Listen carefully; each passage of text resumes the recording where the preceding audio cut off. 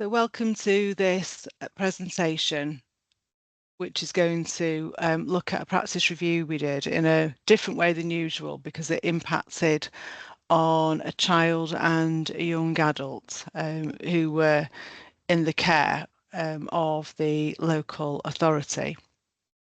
So this presentation brings together two reports, one for child A and one for adult V, as we called him. And the timeline of the review extended from May 2019 to May 2020. The panel chair was Rebecca Robertshaw. Donna Peach, was the lead reviewer, and Holly Gordon was the second reviewer.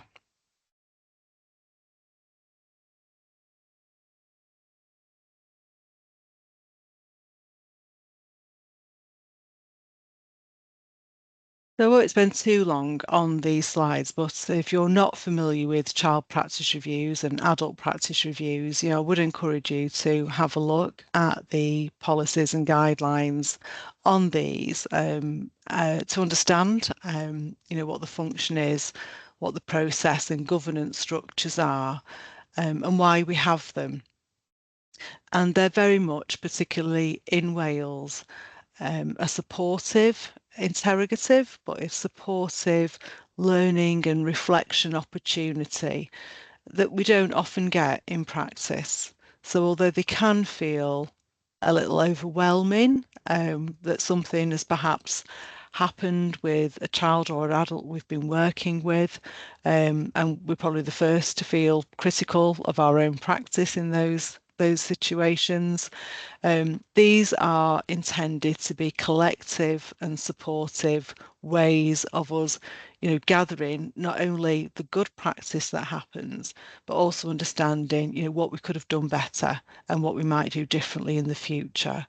So if you do get invited to a practice review, even though you will naturally feel some anxiety or hesitation, please be aware that there is a lot of support, and it is a reflective and a good thing to be involved in. I think you leave better than you arrive. There's a really clear structure in Mid and West Wales regarding the safeguarding board functions, and you'll have some familiarity with that. And then obviously, as you can see, the practice review panels are at the bottom of this chart on the right there. So we report a child practice review. In this situation, there was 2 reviewers because it was an extended review. And then we have a chair, Rebecca, and then there are representatives from all of the agencies that had been involved with the children. And that obviously will then change at different, reviews will have different panel structures, but essentially you will generally always have, health and education and the local authority and police, etc. And then as the report goes up, there's another slide that gives a bit more detail on this. That finally gets fed through to executive level and ultimately to the government. And then we do dissemination events such as this to help share the knowledge and the learning that we gained in the process. So the review process is really quite involved. I've explained the membership of the panel. There's a terms of reference that's monitored and reviewed throughout the review process. There's an agreed timeline of what time do we need to capture events. So this one that we're talking about at the moment, the incident that triggered the need for a review occurred prior to the pandemic, but there are several at the moment where the pandemic was a crucial factor in what happened, in how we were working at those times. So we'll make those decisions on what needs to be captured. So they can be a year, they can be 2 years of timeline. And then we'll look at a genealogram, who's in the family and who do we want to include, and what family members would want to be included. And in this situation, for this review, we're going to talk about that was interesting, and we'll perhaps give you food for thought after watching this presentation. So the review starts by agreeing the timeline, and then the panel leads and the business unit pulled together with the support of their organisations every chronology for each agency, and then they amazingly put that together all into one very detailed chronology. So what we can see as reviewers when we're looking at that information is who was doing what when, how information was shared between agencies. So we can triangulate good practice and also identify, perhaps if information wasn't shared in a timely manner or recorded as well as it could have been, etc. And it gives us a really good picture of decision making, and also being aware of what practitioners would have known at that moment in time, because we can see the evidence of those different threads of information. And that chronology also helps us identify, which of the practitioners that we'd want to invite to a learning event. And although we call them learning events, I think that there is learning that happens, but there's learning that happens in these situations even before a review has been agreed upon, because we're learning constantly. It's one of the things that is often a good practice, that critical reflective practice that we're all practice every day as part of who we are. So the learning event just brings people from the different agencies who've perhaps not had time to do that in that multidisciplinary way, to talk and reflect on their own experiences and listen and learn about the experiences of other agencies. Sometimes we're working in silos and we might feel a tension or wish that agency could do more. And it just brings that opportunity to really reflect on the whole and the different challenges and the different ways that practice is brilliant in other places that we can learn and share from. So we've brought together the chronology and the learning event, and then we get all of the agency reflections, the practitioner reflections, and then the reviewers draft a report. And then that report is shared with panel, certainly for people like me who are external to Wales. It's important to have people like Holly as co-reviewers and others to ensure the nuance of language is correct and proportionate, to ensure that policies are understood, that we can trace if another review or another policy review has already happened, and we're up to date and timely in the recommendation, so we're not duplicating information that doesn't need to be presented. And then that goes through a series of reviews, a subgroup, and then to the executive board before it's published.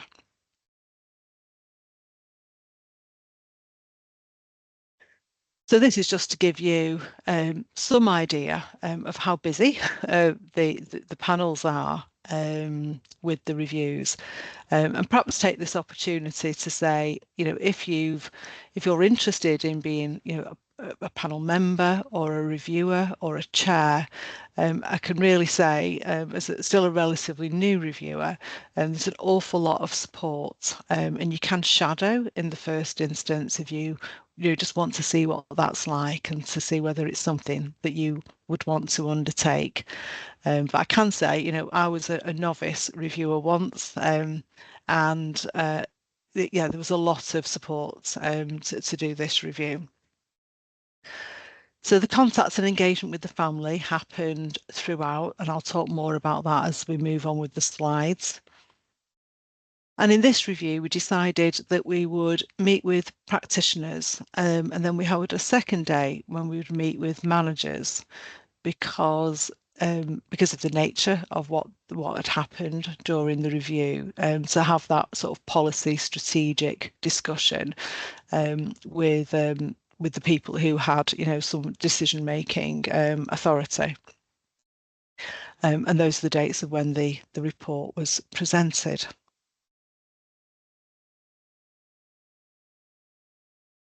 So the circumstances that resulted in the review was essentially about a lack of compliance with the regulated fostering processes.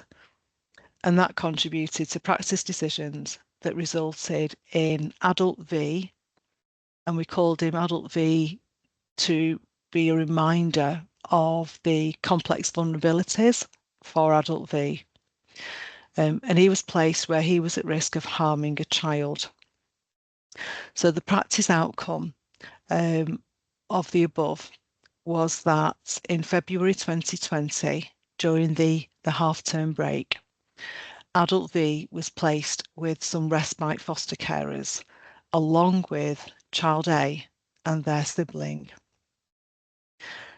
We know of that time that the foster carers were really active with the children, and they were taking them out with Adult V, and were mindful of the potential risk that he presented. And they didn't leave the children unattended during the day. However, there were concerns about overnight arrangements. And the respite foster carers had a large house, so they placed Adult V in a bedroom far away from the siblings as they could to mitigate any potential risk. But unfortunately, harm did occur, and that wasn't known until Child A shared that this experience of sexual harm had happened during that February break.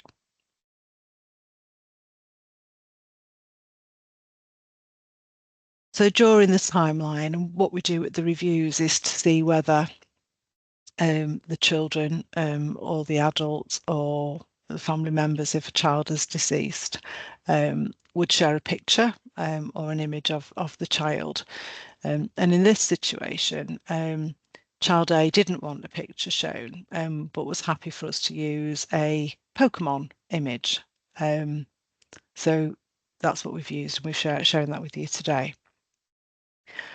And in the timeline, he was aged 5 or 6, and he didn't want to take part in the review or to meet the reviewers, but he did share that he felt settled in his current foster placement, and he wanted to stay there until he was 35. He enjoys playing with his friends, he likes sports, and he loves Pokemon. And that's a lovely, bright, cheery image, which is how he wants to be seen in the world.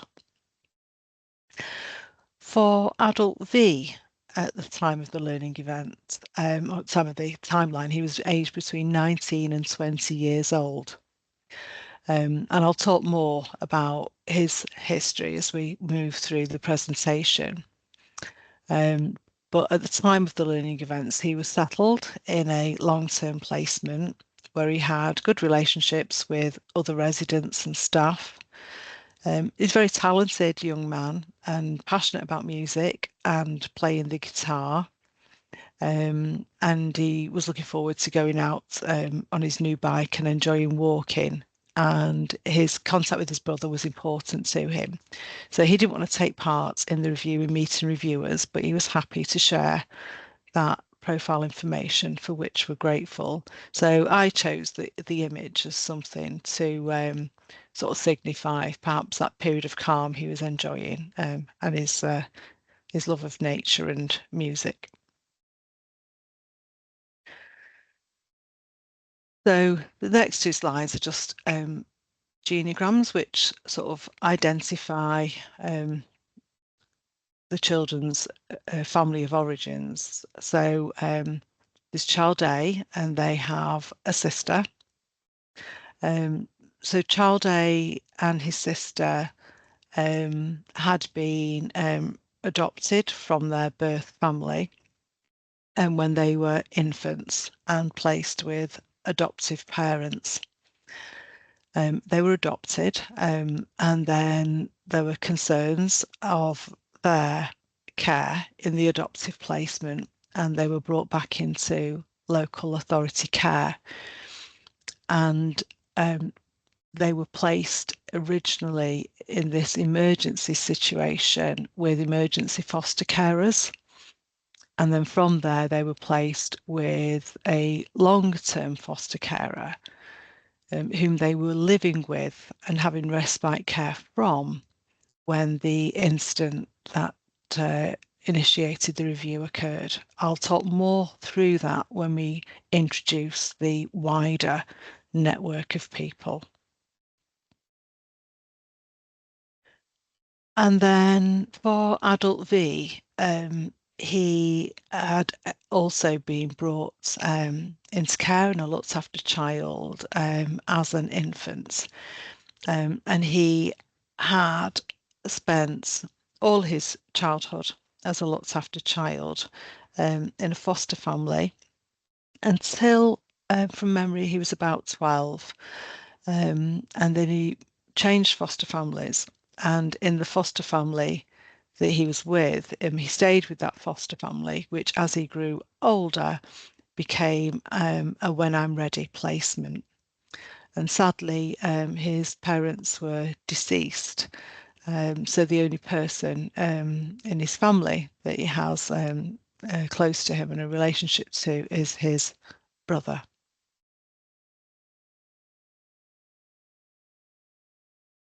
One of the interesting aspects to this review, which certainly I struggled with understanding what was right or wrong with the tension that existed, is who are family members. So obviously, as you've just seen, there were few family members around the children, but we were very fortunate that the birth mother for child A, who had come back into some involvement in their lives through the care proceedings that were initiated following the breakdown of the adoptive placement. And you'll see some of her contributions to the review through the slides. Adult V's parents, as I've said, were deceased.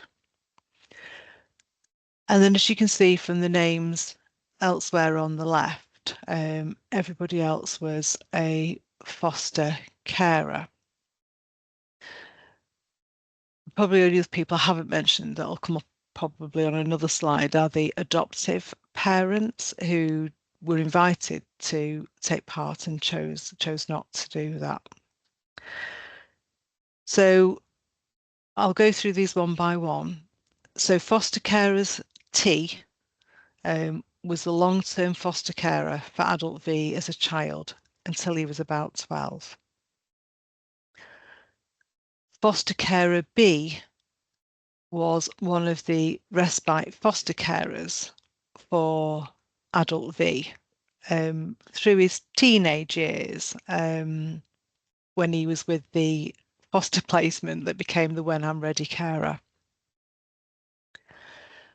Foster carers R, I've already referred to in the initial slide, which is the respite foster carers where the incident occurred.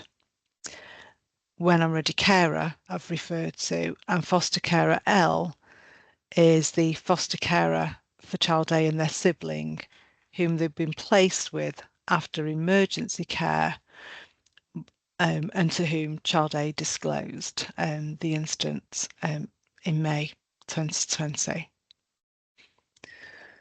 So one of the challenges for us to think about was, are foster carers family or are foster carers practitioners who would attend a learning event, or are they family members that we would visit and talk to separately and bring their knowledge into? And I was a little torn about that, if I'm honest. But in practice, going round to see the foster carers and treating them as family did work, because these are people who open their lives and their homes. It is familial with the care that they offer with the lives that they share with the children that they look after. And the incidents are personal, and are within the space, the walls, the way they live their lives, with the memories and the experiences that they have. So it did seem right to do that. And then to bring their voices and advocate for their views as a reviewer within the learning events.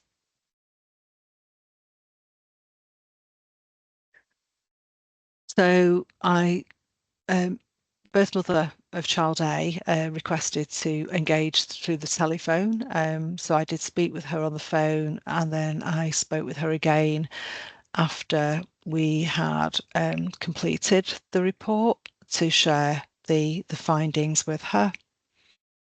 Adoptive parents didn't want to participate. Adult V didn't want to participate. And then I visited the homes of the When I'm Ready carer, the respite carer for Adult V, the respite foster carers where the abuse took place. I can see the letters have changed there. Home visit is required for foster carers B is requested, and then foster carer L, who was the foster carer where the young children were living, requested to take part on the phone. So a summary of their perspectives. So quite naturally, everybody who participated was distressed and devastated about the significant harm that had occurred. Child A's birth mother, who was extremely child focused, was devastated at the failure to protect her children, but grateful for all the excellent care and support that they received, and was hopeful to have a part in their lives in the future. So respite foster carer B said that she felt a lack of information about the needs of Adult V and felt guilty when she declined respite care due to it being unsafe and untenable. Foster carers are, where the incident occurred, were distressed by events and the pressure they experienced to simultaneously care for both Adult V and Child A. And the When I'm Ready carer felt the LA had worked hard to protect him as a carer and support Adult V, and spoke highly of the personal advisor to Adult V.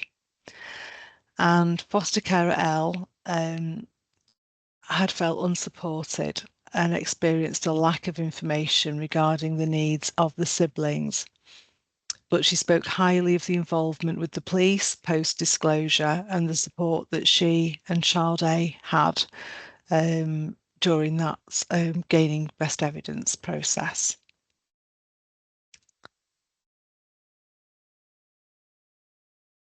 So perhaps to set the scene, I'm going to go back to this slide just to give a summary, to give you a picture of what was happening, because that's quite a lot of complex and dense information.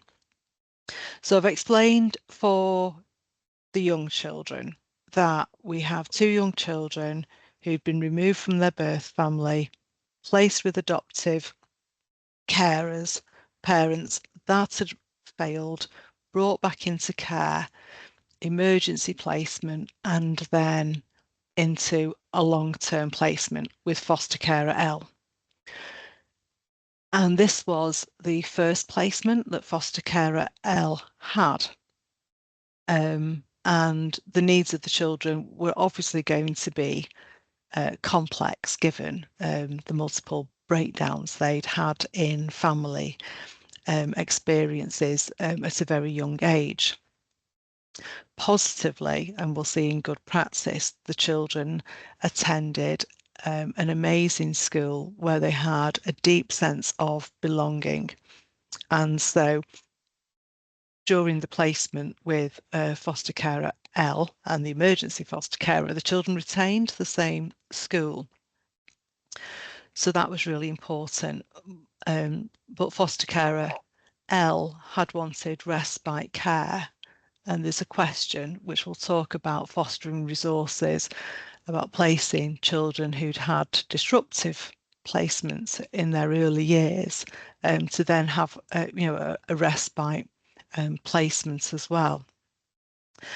And then obviously, although the incident occurred prior to the pandemic, and if you remember just how strange it was at that time when we were all sort of starting to pack up and go home and live a very different life for a number of months, if not years, that went on. We were obviously, in the first lockdown when Child A discloses, and so foster carer L is managing that disclosure, at the height of the pandemic. For the When I'm Ready carer, so he'd started looking after Child V after his foster placement, which had supported him through much of his childhood, had failed. And adult V, it was a child then, was an extremely bright child, but also had complex needs. And we'll read more about that as we go on. And as he got older, his behaviours were also challenging, as was the complexity of his vulnerabilities. So there had been previous concerns in his younger teenage years of sexually harmful behaviours. And equally, which he'd received some support from, we'll talk through that, and his risks reduced, but there was concern that if his life became unstable, that risk could heighten again. And what he also was, because of his complex needs and sort of features of fetal alcohol spectrum disorder, was that he was vulnerable to his own adult peers in the community. And caring for a young person with such complex and dynamic needs put a great strain on the When I'm Ready carer, who himself had an impact on his own health quite significantly. So to retain the placement for adult V with the When I'm Ready carer, it was essential that there was some respite and support for him. And during those years, the foster carer B, who was a grandmother figure, had been somebody who would have adult V stay with her for weekends, and there were certainly some positive memories from that. But also his behaviour became more complex as he was older. She felt it was unsafe and didn't have a full understanding of the whole complexity of his needs. So she then felt unable to provide that support. She was an older person, which left the When I'm Ready carer and the local authority, with a real challenge, which is how to support, what had been a stable and reliable placement or consistent placement for adult V, whilst managing the effects from stress of managing those complex needs and vulnerabilities in your own home. So everyone had this challenge to meet, and in doing so, because of the lack of resources, and it's that kind of the complexity, this high demand of young people who would benefit from familial setting, but whose needs kind of spike beyond what's achievable in those spaces.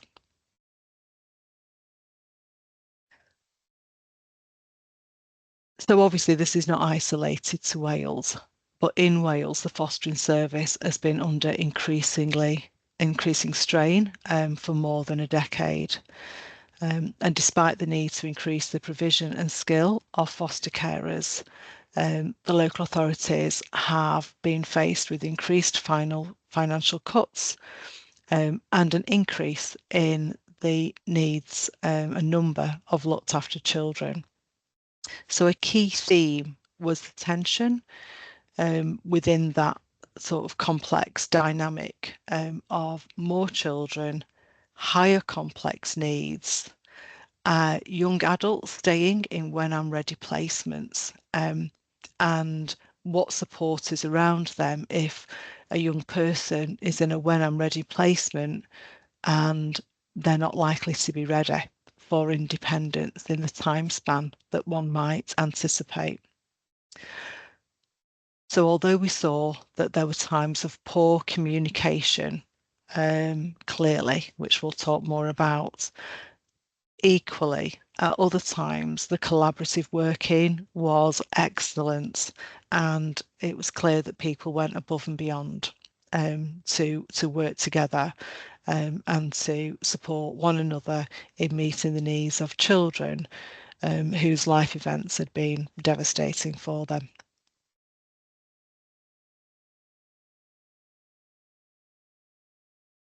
So I've explained the learning events already, that we had 2 different days. So what we do, just to explain the picture of what that was like. So we had a room, if I can remember rightly, on a college campus, and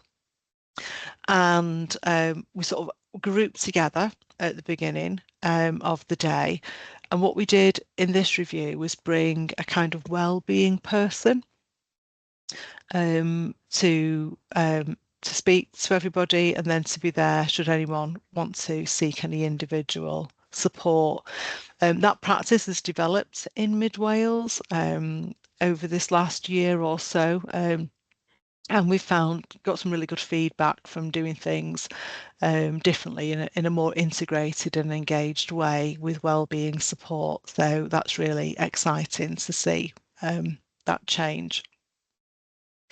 So bring everyone together and do those introductions and try to explain what the day is about and how it's going to be, and then move people into sort of two groups where they can look at the timeline and just begin to see some patterns for themselves, talk to one another. It's really about sharing. There's nothing in the timelines that each person doesn't know their part. It's understanding that in the context of what was happening for other agencies, so people can share that information. But the timeline's there to support if they want to check a date, etc., as a reference tool. And then we brought everyone back together into a group and sort of try to draw out the learning using questions based on the signs of safety approach. So we found lots of good practice. So Child A's birth mother was really happy that the local authority had kept the siblings together. And she had praise for the school and the social worker. She was grateful that the school had supported the children during their time with their adoptive family and had monitored their welfare and had advocating them. And she commented that she'd like to thank them from the bottom of her heart. And Child A's birth mother extended gratitude to the children's social worker, who she stated was child focused.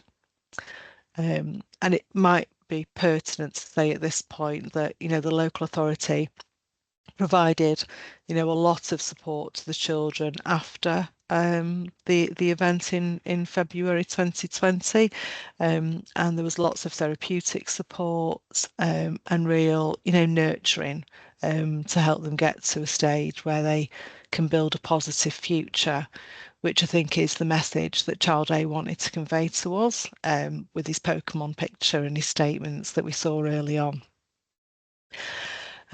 Foster carer L felt the children's social worker had provided a good service to them, but as I say, in that moment of crisis, which can be difficult maybe to imagine for those of us who've not had children disclosed to us, but for those of us who have, and to deal with that sort of thunderbolt and then follow through that process. The police officer who supported Child A through that was described as amazing. So for Adult V, there's lots of his life that we learned about during the review that'll be in the report that we can't fit into the presentation today. But the working practices and good communication between certainly the personal advisor and the college and social workers, ensured that Adult V had developmental opportunities within the scope of his complex vulnerabilities. There was always hope there. There was always planning and trying to do that with safety and safeguards in place, but not to limit what his future could be. There was evidence of practitioners receiving support when their counterparts could respond effectively within the expectations of policies and procedures. And the review provided opportunities for all agencies to revisit their written records. And these, outside of the fostering service arrangements for respite care, were found to be in good order with only isolated recommendations. So that's, excellent. And committed and consistent support, I say, from the PA.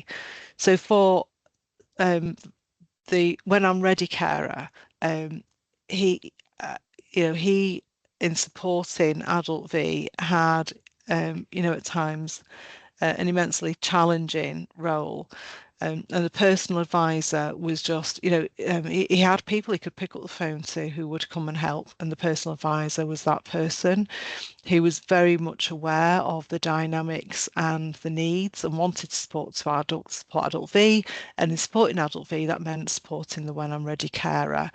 And that relationship, we talk about relationship-based practice, don't we, of how we work with families, but the relationship-based practice between practitioners, sort of strengthening the safety net that we provide was just really evident. And the college's wellbeing worker, although obviously the pandemic hit probably sort of 6-7 months into Adult V's time of attending college. But they kept in touch with him on the text and things like that afterwards. And were, timed that in just the right way, used just the right language. So it did elicit responses from him, which was, given that he was going through lots of things at that time too, was just another indicator of the benefits of that good practice. So we had 3 overarching themes that we used to draw together the complexities in the review. So the first one, and obviously why we're here having this conversation, was the importance of complying with regulatory policies and procedures. So in this situation, the policies and the procedures were clear about what should and shouldn't happen and who should and shouldn't have adults staying with them. So for respite foster carers they were a couple who had fostered for many years, had dedicated, much of their lives to fostering children and had, provided, excellent care and had felt, that their lives were enriched for doing that, which takes me back to that thinking about, that very unique role that foster carers play, in this professionalized care, which is human, in a very different way as when we're going to work, from when work is your home and your life and who you are. But they weren't approved, obviously, to be caring for adults, and indeed, not for children, older children. in any events. And they had refused on multiple occasions once they'd agreed to have the young children and agreed to have adult V, but hadn't been aware at that time that there was the intention for them to cross over at the same time in their home. And again, they were, these are small communities who know one another in foster care. You've got this extended family with them, if you think of the mockingbird model that's being introduced. So wanting to support one another and support the children. But they had grave concerns and they'd refused and they'd been overruled, and they had escalated it, but perhaps not sufficiently so to obviously make that difference of the placement not happening. And then the other sort of compliance was about who was informed. So there were people involved with the children who were not informed of the fact that they would be at the same placement at the same time. So communication and accountability for sharing and escalating concerns is another thing that was, a key learning point. But as I've said already, there was lots of communication and accountability that was a demonstration of good practice. So the following actions that we identified was a reinforcement via supervision, training and communication of the importance of escalating concerns and the whistleblowing process. And I think it's moving us to where that doesn't feel extraordinary, where escalating concerns, creating environments where we understand the complexities of the situation that we're practicing within. And we highlight that and say, hold on, red light, we all need to stop. Maybe we need one of those warning words. Okay, we need to stop here and review this because, as humans, it's so easy for our behaviour to become conditioned to the environments that we're in. So we're going to review the protocol and consider if the language could also be adapted for when I'm ready carers and foster carers, so they equally can feel confident in being heard. So again, it's that if we think about how we thought about foster carers as practitioners and how they're involved in the review, how are they involved in other aspects of policy and positioned and constructed for them to have an independent voice within that, the systems and protocols that we have. So I think that's really interesting. Clarify decision-making matrix. So this change had already happened by the time we came to the learning event. So that management structure of who makes decisions and when, who's informed, to reduce any conflicts of needs and responsibilities for young adults, children and carers. Ensure practitioners who are involved in arranging respite care for young adults in when I'm ready placements and foster placements fully understand risk management and the safeguarding of vulnerable adults and children to ensure matching decisions are made with the full knowledge of their histories. So clinicians to be mindful, if they do not have access to complete medical history, they should follow this up with the appropriate contacts for the adult who holds that information.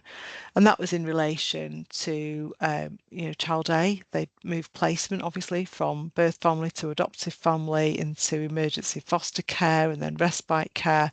And so, just to track that as people are then seeing children, that that information is sought, so that we've got the full history at that point.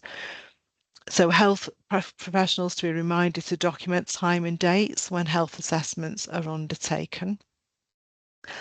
All carers to be furnished with information about the needs of vulnerable adults and children to give them better insights into their needs. And that's about, and it's not just better insight into their needs, it's also to ensure that the support for those carers in supporting vulnerable adults and children is appropriately supported and recognised to reduce risk. So it's not about, oh, if I tell them this, they might say no. Trust the judgment of foster carers who know the reality of 24/7 care, and the challenges for that, and thinking about, not just daytime but nighttime risks, because there were options and choices that we can think in retrospect that could have happened to make that safe. Local authorities give assurances that practitioners are fully consulted and central in decision making. So everyone involved with the child, key practitioners with the child and adults should know, because they, if we do things collaboratively, we're more likely to identify, any risks in the planning. It's just that simple. Clarify if the regional resolution of professional differences protocol can also be used for internal disputes. So there were, disputes in the decision-making process, but it didn't affect the decision that was made.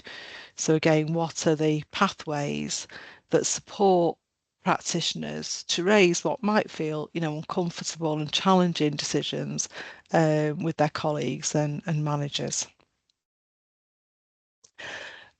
So an action plan has been developed from this. You can see a summary of what I've talked about in the 7-minute briefing. The dissemination of learning is what we're doing now. And the identified improvements and action plans are often implemented immediately after a critical incident. So as I've already made reference to, when we came together for the learning event, we already saw that significant changes, and investment in things like software systems, communication systems, things that make life easier in the modern world, had been achieved too. So we can't do questions in this setting for the presentation, but if there are questions, do ask them of your sort of safeguarding lead, and I'm sure the business unit would welcome hearing from you if you want to have any further guidance on this review and the learning from it, or where to locate the report, etc., or reports, plural, and or if you're interested in chairing or becoming a reviewer or a panel member, you would get a warm welcome and support and training for that. Thank you very much for your time.